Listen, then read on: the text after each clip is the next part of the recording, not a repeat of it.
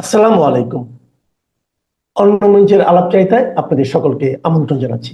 সুপ্রিয় দর্শক শ্রোতা মণ্ডলী, আপনারা এই মুহূর্তে আমাকে যে যেখান থেকে দেখছেন এবং পরবর্তী যে যেখান থেকে দেখবেন, আপনাদের সকলকে জানাই আমি আমার প্রাণঢালা অভিনন্দন এবং শুভেচ্ছা এবং কৃতজ্ঞতা জানাই আপনাদের সকলকে, যারা আমাকে সাবস্ক্রাইব করছেন এবং আরও নতুন নতুন সাবস্ক্রাইব করার জন্য উৎসাহ প্রদান করছেন এবং যারা আগামীতে করবেন, সকলকে আমার কৃতজ্ঞতা জানাই যে আমার ভয়েস এইভাবে আপনার সাবস্ক্রাইব করে আমার ভয়েসকে বাংলাদেশের প্রতিটা কোণায় পৌঁছে দেওয়ার জন্য।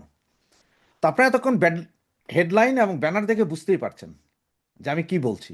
হ্যাঁ, আজকের বেশ কয়েকটি পত্রিকায় এসেছে যে শেখ হাসিনা এবং সজীব ওয়াজেদ জয়কে মামলা থেকে অব্যাহতি দেওয়ার আবেদন জানিয়েছেন পিআইবি, মানে পুলিশ ইনভেস্টিগেশন ব্যুরো, তারা। তো কেন এবং কি কারণ, চলুন সেটা নিয়ে একটু আলোচনা করি এবং তার আগে আমরা একটু পেপার নিউজটা পড়ি, সেটাতে আপনারা বুঝে যাবেন আসলে কি হয়েছে সেখানে ঘটনা। এটা হচ্ছে যে আপনার কালবেলার নিউজ। সেখানে ওরা বলেছেন, জুলাই আগস্ট আন্দোলনের সময় রাজধানীর ধানমন্ডি থানায় করা হত্যা চেষ্টা মামলা থেকে সাবেক প্রধানমন্ত্রী শেখ হাসিনা, সজীব ওয়াজেদ জয় সহ 113 জনের আপনার এই মামলা থেকে অব্যাহতি দেওয়ার সুপারিশ করেছেন পুলিশ ইনভেস্টিগেশন ব্যুরো পিআইবি। এই বিষয়ে আদালতে তারা অলরেডি তাদের জবানবন্দিও দিয়েছেন এবং তাদের ফাইলও দিয়েছেন। এখানে এই মামলাটার কি হয়েছিল জানেন? যে মামলাটা করেছিল, এটা করেছিল বৈষম্য বিরোধী ছাত্র আন্দোলন, তথাকথিত বৈষম্য বিরোধীরা এবং এই ইন্ট্রিম গভর্নমেন্ট। ওরা একটা মামলা করেছিল যে 4 আগস্ট 2024-এর 4 আগস্ট ধানমন্ডির সীমান্ত স্কোয়ার থেকে কাজ শেষে বাসায় ফেরার পথে ধানমন্ডি 27 নম্বরে আহত হয় শাহেদ আলী। সেই সময় ঢাকা কলেজ, সিটি কলেজ যে কয়েকজন শিক্ষার্থী সহ 9 জন আহত হয়। এই ঘটনার শেষে হাসিনা সহ 113 জনের বিরুদ্ধে মামলা করা হয়, যার মামলার বাদী ধানমন্ডি থানায় হত্যা চেষ্টা মামলা করেন। তো মামলাটি তদন্তে করেন পিআইবির পরিদর্শক তদন্ত শাহজাহান ভূঁইয়া।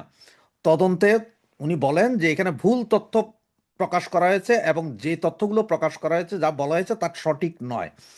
এজাহারে যাদের নাম দিয়েছে, যারা আহত হয়েছে, একটা ইন্টারেস্টিং কথা দেখেন।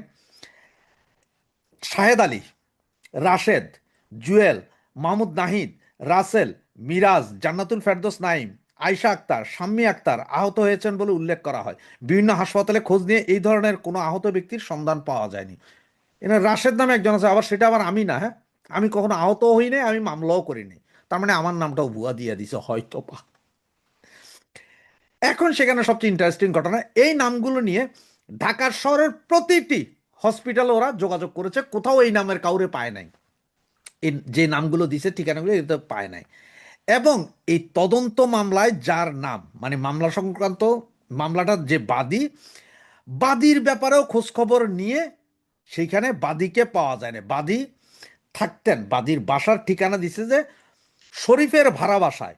তো শরীফের ভাড়া বাসায় নোটিশ পাঠাইছে, পরে পুলিশ গেছে, শরীফ কয় যে আমি এরকম লোকের চিনি নেই, এরকম নামের কোনো লোক আমার বাসায় ভাড়াও থাকে না এবং আমার কোনো বাসায় ভাড়া দিই নাই, আমি নিজেই থাকি ভাড়া বাসায়, আমি আবার কারে ভাড়া দিব। মিথ্যাগুলো দেখেন। পরে যেই শরীফের আইডি কার্ড দিছে, ওই যে শরীফ থেকে শরীফা, শরীফা থেকে শরীফ, ওই রকম আর কি। হ্যাঁ, যে আইডি কার্ড দিছে সেই আইডি কার্ডে লেখা কি আছে, তার বাড়ি হচ্ছে যে আপনার লক্ষ্মীপুর সদর 14 নম্বর মান্দারি এলাকা, সিরাজুল ইসলামের ছেলে তিনি। এবং 14 নম্বর ওয়ার্ড মান্দারি এলাকায় যায় সিরাজুল ইসলাম বা সিরাজুল ইসলামের ছেলে কাউরে পাওয়া যায় না এরকম। এরপরে যে মোবাইল নাম্বারটা দেওয়া হয়েছে, মোবাইল নাম্বারে বেশ কয়েকবার ফোন দেওয়ার পরে মোবাইল বন্ধ বন্ধ বন্ধ, হোয়াটসঅ্যাপ কখনো খোলে কখনো বন্ধ থাকে। এগুলো কিন্তু পেপারের নিউজ, যেটা পুলিশ ম্যাজিস্ট্রেটকে জানাইছে। ওই ভদ্রলোকেরা যখন ডাকছে, তখন সেই ভদ্রলোকও কোনো কাগজপত্র দিতে পারে নাই এবং ভুক্তভোগী যারা, তাদের কাউকে আনতে পারে না, চিকিৎসা সংক্রান্ত কোনো কাগজপত্র দিতে পারে নাই। এবং সেই শরীফ থেকে শরীফার সেই ভদ্রলোক, সে নিজেও বইলা ফেলাইছেন যে ভাই এই ধরনের মামলা আমি করিই নাই, আমি জানিও না এটা কে বা কাহারা, ভাই আমি শোনার পর থেকে আমি হাওয়া, আমি ঢাকা শহরে আসিনি। এখন দেখেন, এই মামলা থেকে এখন অব্যাহতি চেয়েছে কার কার জন্য? শেখ হাসিনা এবং সজীব ওয়াজেদ জয়শ 113 জনের জন্য। এটা মিথ্যা মামলা। যার কারণে আপনারা দেখেন যে, যার কারণে যখন বলা হইল যে আবু সাইদের মামলা যখন হইল, এই যে সুর শহীদ আবু সাইদ, এর মামলা যখন বলা হলো যে পোস্টমর্টেম করতে হবে, কারণ এর পোস্টমর্টেম এর আগেও যতবার তৎকালীন সময়ে করা হয়েছিল, তখনও বলা হয়েছিল যে পুলিশের গুলিতে না, তারে কেউ পেছন থেকে আঘাত করে মারা হয়েছে। এবং আবু সাইদের বাবা যখন জাস্টিসের সামনে সরাসরি বলে বসলেন যে আমার ছেলেকে যখন দাফন করানোর জন্য নেয়, গোসল করায়, তখন মাথার পেছনে হাত দিয়ে দেখছি রক্তে লাল, ওখান দিয়ে রক্ত পড়তেছে কোথাও দিয়ে, তার মানে পেছন থেকে কেউ ছুরি মেরা বা কিছু মেরা। তা নাহলে আবু সাইদ গুলি খাইছে দিনের 3টায়, মারা যায় রাতের 8টায়, হসপিটালে নেওয়া হয় রাতের 8:30টায়। এতক্ষণ সে কোথায় ছিল? জামাত শিবির তারে ওইখানে বাইন্দা রাইখাই তারাই পিটাইয়া ছুরি মেরা মারছে। এবং এগুলো সব বের হয়ে যাবে দেখে তখন এই যে সার্জিস নাইট সহ এই যে চিলড্রেন পার্টি বা কন্ডম পার্টি যেটাকে বলেন, তারা ব্যাপক প্রতিবাদ জানাইছে, না না না না, কোনো কুত্তা শহীদকে কবর থেকে তুলে পোস্টমর্টেম করা যাবে না। কারণ কবর থেকে তুলে পোস্টমর্টেম করলে তখন সে যে শহীদ না, সে যে শুয়োর বা কুত্তা শহীদ, এটা বোঝা যাবে। তথাকথিত কুত্তা শহীদগুলাকে এখন কবর থেকে তুলে একটার পর একটা আন্তর্জাতিক তদন্তকারী সংস্থার মাধ্যমে 15-20 জন আন্তর্জাতিক ডাক্তার যারা পোস্টমর্টেমে অভ্যস্ত, তাদেরকে নিয়ে যায় পোস্টমর্টেম করা জানা উচিত যে আসলে কিভাবে মারা গিয়েছিল। কারণ একটা শুয়োরও আপনার পুলিশের গুলি বা কোনো গুলিতে মারা যায়নি। এগুলো সব হারামজাদায় জামাত শিবির নিজেরাই গুলি করে মারছে, এবং যেটার প্রমাণ আজকের এইটা। তবে জানি না এই পত্রিকার যে নিউজটা করেছে এই নিউজটা কতক্ষণ থাকবে, বা এটার পরে কি হয়। হয়তো এই কেস ধামাচাপা পড়ে যাবে, আর একটা কেস উঠবে। তবে সত্যের জয় হবে। কখন কোথায় কিভাবে মরছে, কতগুলো মামলা অবৈধ হয়েছে, এবং এই মামলাগুলো থেকে সবগুলো থেকেই তদন্তে কোনো কিছুই উঠে আসবে না, এবং এই তদন্ত পুরোটাই জিরো হবে যদি কখনো আইনের শাসন প্রতিষ্ঠিত হয়। তাইলে এই মামলাগুলো সবগুলো থেকে শেখ হাসিনা এবং সজীব ওয়াজেদ জয়সহ 1000 কোটি যেসব আওয়ামী লীগ নেতাকর্মী আছেন ওনাদের সকলকেই মুক্তি দিতে বাধ্য হবে। তো চলুন আমরা চোখ রাখি, দেখতে থাকি কি অবস্থা হয় আসলে এই মামলাগুলোর, কতক্ষণ টিকে, পত্রিকার কাটিংগুলো কতক্ষণ টিকে। যদিও হয়তো এই পত্রিকার নিউজটা তো হাওয়া হয়ে যেতে পারে, তাই আমি চেষ্টা করবো এই পত্রিকার নিউজটা যাতে সংগ্রহে রাখা যায় এবং সেটা যাতে সংগ্রহে থাকে। বাংলাদেশে আগামী নির্বাচন অংশগ্রহণমূলক হোক, সোজা সাপটা কথা আওয়ামী লীগ সহ হোক, এটা নিয়ে বিশ্ব সম্প্রদায় ভেতরে বাহিরে রেগুলারলি কথা বলছে এবং এটা অনুমান করা যায়। আমি অনেকগুলো আলোচনা আপনাদেরকে বলেছি, কমনওয়েলথ বলেন, IRI বলেন, এবং ভারত তো অবশ্যই, ভারত সবসময় এখন ওপেনলি ভারত বলছে তারা প্রত্যাশা করে নির্বাচনের সব কিছু একমুখী চলা শুরু করলেও নির্বাচনটা আওয়ামী লীগ সহ হোক, এটা ভারতের প্রত্যাশা। এবং সেই প্রত্যাশায় বিশ্বের বিভিন্ন কর্নার থেকে বিভিন্ন মানুষ যুক্ত হন। যদিও বর্তমান ডক্টর মোহাম্মদ ইউনূস সরকার বাংলাদেশকে রাজনৈতিক অস্থিতিশীলতায় ঢেকে ফেলার জন্য আওয়ামী লীগবিহীন তথা দেশে একটি বড় অংশকে বাদ দিয়ে নির্বাচন করতে চায়, এবং এই নির্বাচনের ফল যে আসলে খুব একটা ভালো হবে না, যারা এবার নির্বাচনে অংশ নিচ্ছে তারাও ভালোভাবে টের পান। কারণ হচ্ছে দেশে একটা বড় অংশ যখন নির্বাচনের বাইরে থাকে সেই অংশটা তার মতামত প্রকাশের জন্য উৎসুক হয়ে থাকে। এটা আওয়ামী লীগ সরকারের এর আগের আমলগুলোই এর প্রমাণ।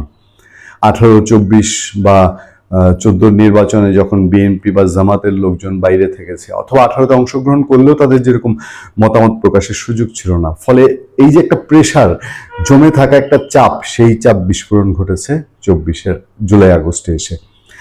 এখন সেই আন্তর্জাতিক চাপ ডক্টর মোহাম্মদ ইউনূস যতই গুরুত্ব দেন না দিয়ে থাকেন না কেন, তার পক্ষে এড়িয়ে যাওয়া সম্ভব না।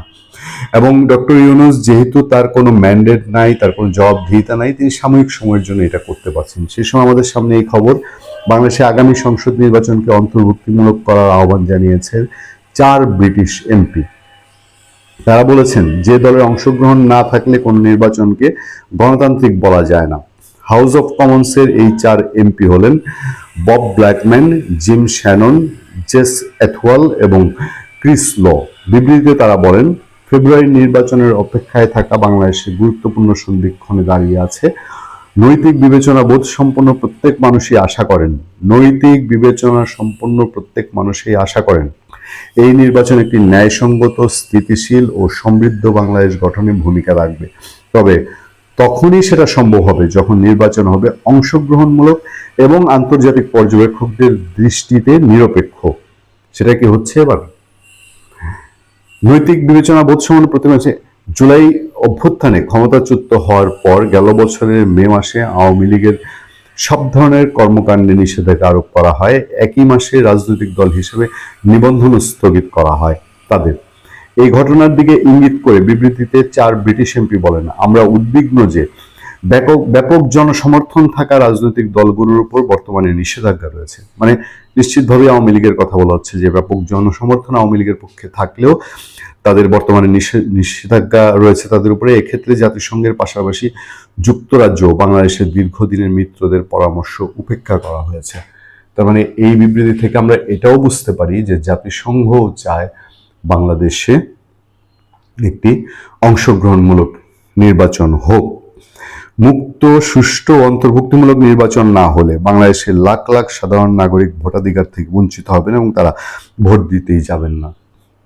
তারা ভোট দিতে যাবেন না বলছে ব্রিটিশ 4 এমপি। আমরা আর কি বলার আছে বলেন? আমাদের মতামতের আর কি মূল্য থাকে এখানে? আচ্ছা, বিবৃতিতে বলা হয়, সব প্রধান রাজনৈতিক দলের অংশগ্রহণ ছাড়া অনুষ্ঠিত কোনো নির্বাচনকে গণতান্ত্রিক বলা যায় না। সুতরাং বুঝতেই পারছেন এই নির্বাচন হলে পরে ইন্টারন্যাশনাল কমিউনিটি সেটাকে কিভাবে দেখবে। বাংলাদেশের ভোটারদের উপর এমন বিধিনিষেধ আরোপ করা ডক্টর মোহাম্মদ ইউনূসের নেতৃত্বে অন্তর্বর্তী সরকারের উচিত হয়নি, যারা কিনা নিজেরাই অনির্বাচিত। আমরা যে কথাটা একটু আগে বলছিলাম, অনির্বাচিত বডি, তার তো জবাবদিহিতার কোনো জায়গা নেই। সুতরাং সে তার যেটা মন চাচ্ছে সে সেটাই করছে। বাংলাদেশের রাজনীতির দীর্ঘদিন ধরে চরমভাবে বিভক্ত মন্তব্য করে 4 ব্রিটিশ এমপি বলেছেন, এর দায় বাংলাদেশের সব রাজনৈতিক দলেরই কিছু না কিছু রয়েছে, কিন্তু জাতীয় ঐক্য প্রতিষ্ঠা করতে এবং থমকে যাওয়া অর্থনৈতিক উন্নয়নকে আবার স্থিতিশীল করতে ভবিষ্যতে যে কোনো সরকারকে জনগণের সম্মতির ভিত্তিতে দেশ চালাতে হবে। আপনি যদি মনে করেন যে দেশের একটা অংশকে বাদ দিয়ে আপনি দেশ চালাবেন, এই দেশ কখনোই চালাতে পারবেন না।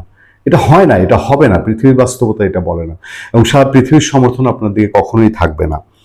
যুক্তরাজ্যকে বাংলাদেশের অন্যতম ঘনিষ্ঠ অংশীদার হিসেবে তুলে ধরে তারা বলেন, রাজনৈতিক উদ্দেশ্য প্রণোদিত আটক, বিচার ব্যবস্থা, কাঠামোগত ব্যর্থতা এবং গণমাধ্যম কর্মীদের নির্বিচারে গ্রেফতারের বিশ্বাসযোগ্য তথ্য আমাদের উদ্বিগ্ন করেছে। আপনারা জানেন যে এই সরকারের সময় ফ্যাসিবাদ বিরোধী কথা বলা হয়, কিন্তু শুধু কথা বলার জন্য, শুধু গণমাধ্যম কর্মী না, সাবেক আমলা, সাবেক শিক্ষক, তাদেরকে জেলে যেতে হয়েছে। প্রফেসর নাজমুল হাসান কলিমুল্লাহ, আবু আলম শহীদ খান, আনিস আলমগীর, মঞ্জুর আলম পান্না, 1-2 না, তাদের প্রত্যেকেই শুধু কথা বলার অভিযোগে, সরকারকে প্রশ্ন করার অভিযোগে তাদেরকে জেলে যেতে হয়েছে। আমরা ব্রিটিশ সরকার সহ জাতিসংঘের মতো আন্তর্জাতিক সংস্থাগুলোর প্রতি আহ্বান জানাই, ডক্টর ইউনূস যেন গণতান্ত্রিক নীতির প্রতি তার অঙ্গীকার বজায় রাখেন, বাংলাদেশের সব নাগরিক অধিকার সুরক্ষা করেন এবং মুক্ত, সুষ্ঠু, অন্তর্ভুক্তিমূলক নির্বাচন নিশ্চিত করেন। আমি একটা কথা আপনাদেরকে এখনই বলে রাখতে চাই। আমার কেন যেন ধারণা ডক্টর মোহাম্মদ ইউনূস একগুঁয়েমি করে যে 12 ফেব্রুয়ারি নির্বাচনটা আয়োজন করতে চাচ্ছেন, যদি তিনি এটা আয়োজন করেও ফেলেন, তারপরেও বাংলাদেশে আরেকটি নির্বাচনে হাতছানি কি এর মধ্যে দিয়ে শুরু হয়ে যায় না? যে আরেকটি সরকার 5 বছর টিকতে পারবে, দেশকে বিভক্ত দেশ নিয়ে 5 বছর পরিচালনা করতে পারবে, এটা বড়ই কঠিন, অনিশ্চিত হয়ে পড়ে। ফলে ব্রিটিশ 4 এমপির যে শক্ত বিবৃতি, এই শক্ত বিবৃতি ডক্টর ইউনূসকে টনক নড়তে বাধ্য করে কিনা, এবং তার আশেপাশের লোকজন যেরকম বলা শুরু করেছে নির্বাচনী ট্রেন আবার লাইনচ্যুত হতে পারে, সেরকম কিছু ইঙ্গিত করছে কিনা। আমাদের দেশে আগামী নির্বাচনকে ঘিরে যে ভোটার সংখ্যা এখন পর্যন্ত আমাদের কাছে এসেছে, তার সংখ্যা প্রায় 13 কোটি, মানে 13.25 কোটি। কিন্তু এই নির্বাচনে কি সিদ্ধান্ত নেবে 4 কোটির বেশি তরুণ ভোটার এবং দীর্ঘদিন বঞ্চিত ভোটাররা, মানে যারা ভোট দিতে পারেননি, যারা 17 বছর ভোট দিতে পারেননি, এরকম একটি আওয়াজ কিন্তু আছে। তাদের হাতেই কি এবার দেশের ভবিষ্যৎ নির্ভর করছে? তারাই সরকার বানাবে, তারাই ক্ষমতার পালাবদল ঘটাবে, এমন প্রশ্ন কিন্তু সর্বত্র। ভোটার সংখ্যা এবং শক্তির ট্রেন্ড যদি আমরা দেখি, তাহলে কি দেখতে পাবো? মোট ভোটার হচ্ছে 12,76,00,000-এর মতো। এর মধ্যে 18 থেকে 35 বছর বয়সী তরুণ বা যুবক যাই বলেন, এরা হচ্ছে 4.5 কোটির মতো। পুরনো ভোটার যারা আগে ভোট দিতে পারেননি বা ভোট দিতে যাননি ভোট কেন্দ্রে, তাদের সংখ্যা অন্তত 2 থেকে 3 কোটি যদি ধরা হয়। অর্থাৎ প্রতি 3 ভোটারের একজন তরুণ বা যুবক বা দীর্ঘদিন বঞ্চিত ভোটার, তাই নয় কি? তার মানে এই সংখ্যার মাপকাঠিতে এরা যথেষ্ট উল্লেখযোগ্য সংখ্যক। স্বাভাবিক অঙ্কই বলে এদের ভোট যেদিকে যাবে তার প্রভাব জাতীয় স্তরে অস্বীকার করা যাবে না। মানে এরাই তো সবকিছু বদলে দেবে সমীকরণ। সরকার কে গঠন করবে কে করবে না এরাই ডিসাইডিং ফ্যাক্টর হয়ে যাবে। কিন্তু শুধু সংখ্যা এবং শক্তি দেখলেই কি চলবে? আবেগ এবং প্রত্যাশার কি হবে, স্বপ্নের কি হবে, পরিকল্পনার কি হবে? 17 বছর যারা ভোট দিতে পারেননি সেই বঞ্চিতরা এবং প্রথমবার হওয়া ভোটাররা, যারা প্রথমবার ভোটার হয়েছেন, ধারণা করা হচ্ছে এরা এবার ভোট দিতে পারবেন। ধারণা করছি, নাও হতে পারে। তবু প্রশ্ন তুলে রাখছি, এরা যথাযথভাবে ভোট দিতে পারবেন তো? সময়ের প্রয়োজনে প্রশ্নটি গুরুত্বপূর্ণ হয়ে উঠতে পারে। প্রথম ভোটই আমার দেশের ভবিষ্যৎ গড়বে, এরকম বক্তব্য এবং আবেগ যারা ধারণ করেন, ওই যে নতুন ভোটারদের, তারা মনে করছেন তারা ভোট দিয়ে তাদের পছন্দের প্রতিনিধি তৈরি করবেন এবং তাদের মাধ্যমে দেশের পরিবর্তন হবে। এই আবেগ, এই বক্তব্য যারা ধারণ করেন তারা কোন গোত্রভুক্ত এটি কিন্তু চিহ্নিত করতে হবে। সেটা খুব গুরুত্বপূর্ণ, কারণ কার হাতে আমি রাজদণ্ড তুলে দিচ্ছি। বলে না যে বানরের হাতে খুন্তি দিলে যেমন হয়, আবার একজন ভালো মানুষের হাতে ছুরি চাকু যাই দেন না কেন সেটি ভালো কাজেই ব্যবহৃত হয়। এখানেও কিন্তু বিষয়টি সেরকম। কারণ এই যে আলোচনাটি করলাম বা আলোচনাটি করছি, এখানে জুলাই আন্দোলনের উত্তরাধিকার, 2024-এর গণ অভ্যুত্থানের সৈনিকদের কথা অনেকেই বলবেন, স্বাভাবিক। কিন্তু তারা তো বলেই যে গত 18 মাসের রিপোর্ট কার্ড দেখে যদি তাদেরকে মূল্যায়ন করতে হয়, তাহলে এখানে যদি আছে কিন্তু আছে। সেই যদি কিন্তুর সমাধানটি কে করবে? জুলাই আন্দোলনের কতিপয় আজকাল, মানে কতিপয় নেতা, আর বললাম না, নেতা তাদেরকে বলা যায় কিনা এটি প্রশ্ন সাপেক্ষ, তারা আজকাল যে ভাষায় আন্দোলনের স্লোগান দেয়, হুঙ্কার দেয়, তাদের দেখে কোনো সাধারণ মানুষ তাদের হাতে দেশ ছাড়তে চাইবেন বলে কেউ মনে করেন না। অথচ এটা বোঝার ক্ষমতা তাদের নেই। থাকলে দিনে দুপুরে রাতে তারা এই ধরনের অশ্লীল, অশ্রাব্য, অশোভন ভাষায় রাজনীতির নামে এক ধরনের তথাকথিত শক্তির যে দম্ভ সেটি তারা দেখাতো না। এবং আমি অবাক হই, এদের যারা পৃষ্ঠপোষক তারাও তাদের লাগাম টানবার এতটুকু চেষ্টা করে না। নাকি তাদের ভয়, তারা যদি এই উঠতি তরুণদের যারা উচ্ছৃঙ্খলতার দিকে চলে গেছে বা যাচ্ছে, তাদেরকে যদি আটকাতে যায়, তাহলে এই পৃষ্ঠপোষকদেরই হয়তো গোড়া কাটা যাবে। হতে পারে, কোনো কিছু অসম্ভব নয় এই দেশে। কারণ ওরা কেবল ছিঁড়া ফেলাইবার স্লোগানই দিতে পারে।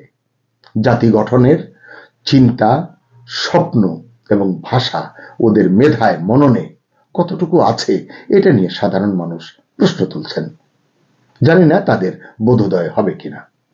অথচ এবারের ভোট শুধু ভোট নয়, এটি হতে পারত বঞ্চনার প্রতিশোধ। যে বঞ্চনার কথা অনেকেই বলেন সুযোগ পেলে, মেনে নিচ্ছি তারা বঞ্চিত হয়েছেন, তাহলে সেই বঞ্চনার প্রতিশোধটা সাফল্যের সঙ্গে ইতিবাচকভাবে অর্জন হিসেবে ফিরে পাওয়া দরকার, এটি তো স্বাভাবিক।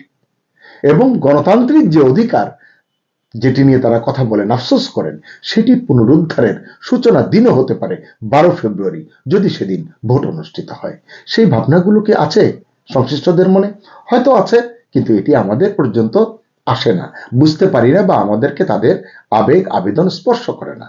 তাহলে এই যে গ্যাপটি, এই গ্যাপ পূরণের দায়িত্ব কার?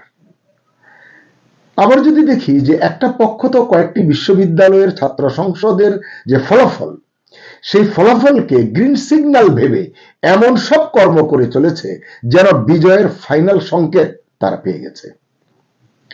তবে এটা ঠিক, আমি বিশ্ববিদ্যালয়গুলোর সংসদের নির্বাচনকে খুব যদি গুরুত্ব নাও দেই, সেখানে যারা নির্বাচিত হয়ে এসেছে তারা কিন্তু তাদের পরিবারের ভোটে কিছুটা প্রভাব ফেলতেই পারে, ফেলবে, এটি বোঝা যায়। এখানে রাষ্ট্র এবং সরকারের চিন্তা এবং কর্ম পরিকল্পনা নিয়ে মন খারাপের আয়োজনও কিন্তু কম নেই। কারণ প্রত্যাশিত এই জায়গাগুলোতে অন্তর্বর্তী সরকারের কার্যকর ভূমিকা, ইতিবাচক ভূমিকা, গঠনমূলক ভূমিকা প্রয়োজন ছিল বা প্রয়োজন আছে। কিন্তু রাজনীতিক বলুন, সুশীল বলুন, যদিও এখন আর সুশীল আপনি খুঁজে পাবেন না, রাজনীতির পর্যবেক্ষক বলুন, বিশ্লেষক বলুন, রাষ্ট্রবিজ্ঞানী বলুন, তারা আসলে বলছেন যে বিশ্ববিদ্যালয়ের ভোট সরাসরি জাতীয় ভোট নয়, এটা তো আমরা সকলেই জানি। কিন্তু তারা বলছেন সামাজিক রাজনৈতিক নির্দেশনা কিন্তু এখান থেকে আসতে পারে, এখান থেকে মিলতে পারে। তাই প্রশ্ন, এই প্রভাব নির্বাচনে, জাতীয় নির্বাচনে কতটা দৃশ্যমান হতে পারে? তরুণ যুবা প্লাস দীর্ঘদিন বঞ্চিত ভোটাররা তারা কতটা সচেতন আসলে বাংলাদেশ নিয়ে? কারণ সচেতন না হয়ে শুধু সংখ্যায় বড় হলে কি চলবে? ভোটের মান এবং দিক নির্দেশের ক্ষেত্রেও তো এদের বড় হতে হবে, অর্থাৎ সচেতন হতে হবে। সরকারের ধরন, নীতি, রাষ্ট্র গঠন সবকিছু নিয়েই ভাবতে হবে এবং তার আলোকে ভোটাধিকার প্রয়োগ করতে হবে। যদি ভোট হয়, যদি তারা ভোট প্রয়োগ করতে পারে, মানে দিতে পারে। যদি এই ভোটাররা, যাদের নিয়ে কথা বললাম এতক্ষণ, তারা প্রকৃত চাহিদা বুঝতে পারে, চোখ বন্ধ করে আগামীর বাংলাদেশ তারা দেখতে পায় যদি, এবং সেই আলোকে যদি তারা সমর্থন দেয়, তাহলেই নতুন সরকার হতে পারে সকলের প্রত্যাশার সরকার। জোর করে ঐক্য হয়েছে দেখিয়ে বাছাই কিছু মানুষের হাতে দেশ তুলে দেওয়ার নাম জাতীয় ঐক্য নয়, যে প্রক্রিয়াটি এখন সন্তর্পণে চলছে। দেশের ঐক্যের পেছনের মূল কথা হলো, চলো সবাই মিলে ভাগ করে খাই। এই যে এখনকার যে ঐক্য, এটি কিন্তু সাধারণ মানুষ ভালোই বুঝতে পারে। তবে যত কথাই বলি, যারা 17 বছর ভোট দিতে পারেননি তাদের হাতেই এবার ক্ষমতার চাবি, যদি যথাযথভাবে তারা প্রয়োগ করতে পারে। তাই এখন প্রশ্ন, তারা কি দেশকে নতুন পথে নিয়ে যাবে, নাকি ভুলের পুনরাবৃত্তিই হবে?